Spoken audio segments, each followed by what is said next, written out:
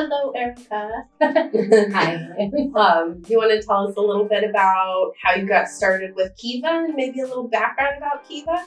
Yeah, sure. So I've been with Kiva for 4 years now. And I actually came in as a recruiting manager. And then right before COVID, I got the opportunity to become a compliance manager. And that's where I discovered we had a waste problem and was trying to figure out how to reduce that waste, and came up with the idea for the Kiva Cares Project, diminishing that waste by donating it to patients.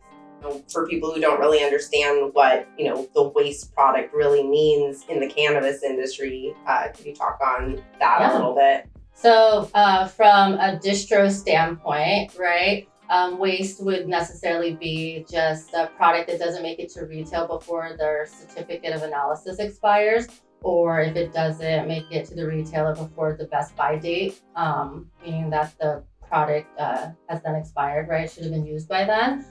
So it technically dies in that distro. We have to destroy it since it's a Scheduled 1 drug, which is extremely costly, right? So sometimes it just piles up, right? And so when you see that, it's just so disheartening, because you understand that, in other states, people are still going to jail for this, right? And then in our state alone, we have so many people that depend on this as their medicine, but yet we're throwing it away because we have to, even though we know it's perfectly good product. And it also may just also be because, say, a brand does not want to retest something because there's so little of it left, right? And to do a whole new test is another investment, right? So there's a lot of factors when it comes to waste, but that's really the most common on the distro end. And then in manufacturing, you actually have the waste where it's just not perfect product, right? So you're talking about, especially like with Kiva, we pride ourselves with being a quality and consistent product. And so sometimes that can be product that comes in at 8 milligrams, right? And it's not the full 10 milligrams. So in a year ago, right, we would have had to destroy that. Because we also want to make sure we're still putting out product that is the same consistency, right? That 10 milligrams. So with the project now, we can actually take that 8 milligram product and actually just package it up and give it to the patients, and they understand that this is why we're doing it, right? Instead of throwing it away, we understand that they still need it, and even though it's less than perfect, they're more than willing to take it. And it's also not just potency, right? It could also be maybe just the way gelatin cools, right? It doesn't look the same color. We'll say that it was supposed to be green apple and then it turned kind of like a bluish color or something like that. So still completely safe, tested, just probably less than perfect. And so, yeah, we're just packaging that up and getting them out to the retailers that have patients that they serve. It's wonderful. And how much stuff do you think was being thrown away before you brought the Kiva Cares Project to fruition? Ooh, probably it was quite a bit, right? Because we're on the distro end, we're really big. It's not just us, Kiva product. You're talking about several other suppliers, right, that we're distributing. So it piles up pretty quickly, right? At least back then. Right now, we've had inventory changes where we're strictly controlling, how much we're purchasing, and then, honoring FIFO, first in, first out. So it's decreased, but as far as putting a quantifying it, sorry.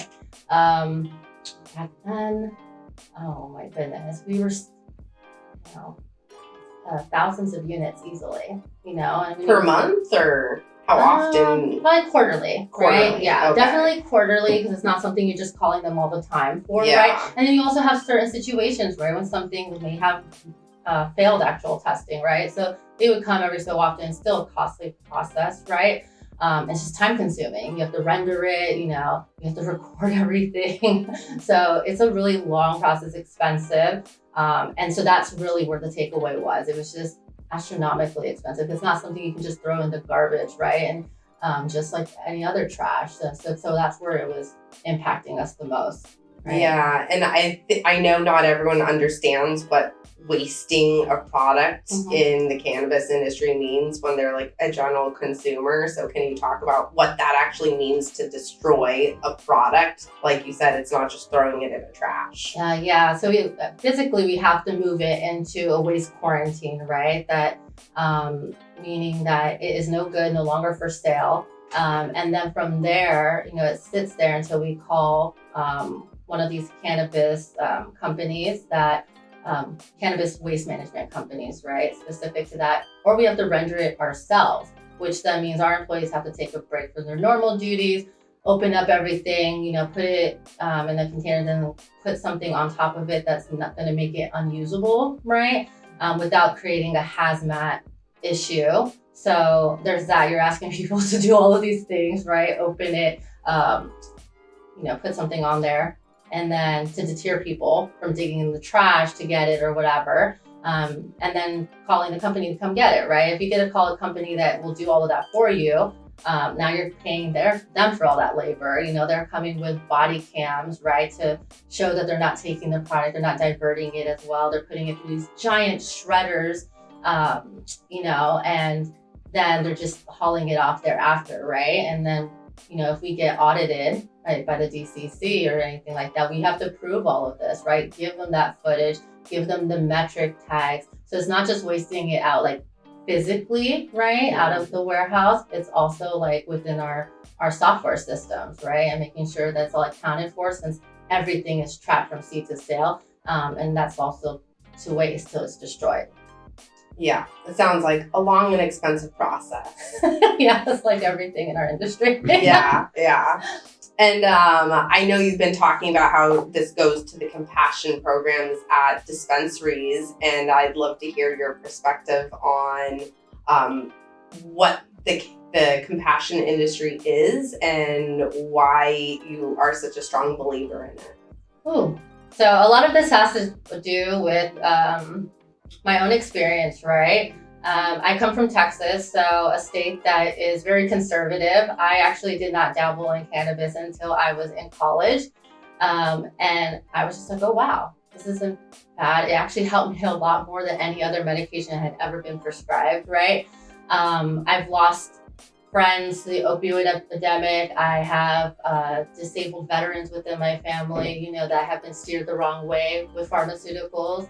And it just didn't make any sense to me, right? So having that background, and then I also have a medical background, right? I was a nurse for a period of time, and giving these medications, I was like, this doesn't make any sense. There's like alternative medicine out there that is less, invasive, right, than some of these other medicines.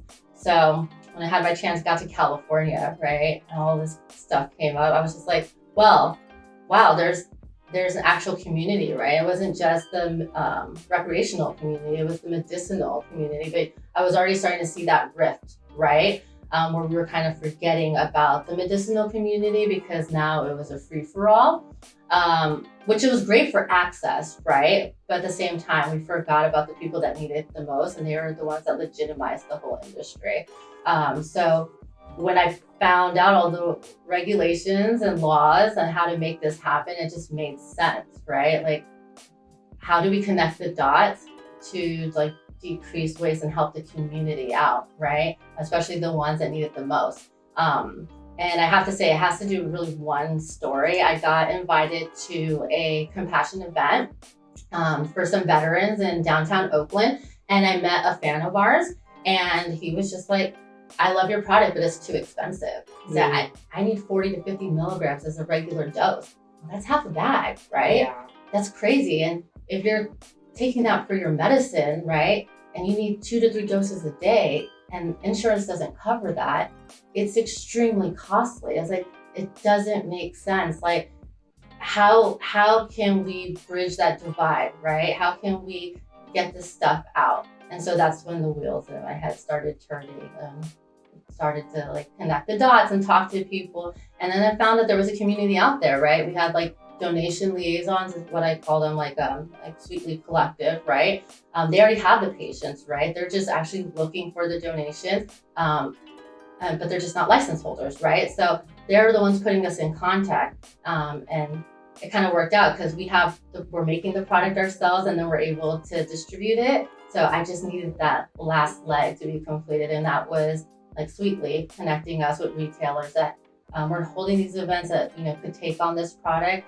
And from there, it just like went like wildfire, right? Like programs were everywhere. It was just more so that they didn't have that consistent supply. Yeah. And I mean, from what it sounds like, obviously the waste problem isn't exclusive to just you guys. It's probably an industry issue. Yeah, 100%. No matter what type of product you're producing within the industry, you probably have something that can be donated, right? When you manufacture then, right, the stuff that's less than perfect, right? Especially if you're striving for that consistency. And the same thing with flour, right? Sometimes there's a surplus of it and you're not going to sell through all of it. And instead of taking it back, you have the opportunity to really like give it to a whole community that really needs it on the daily, right?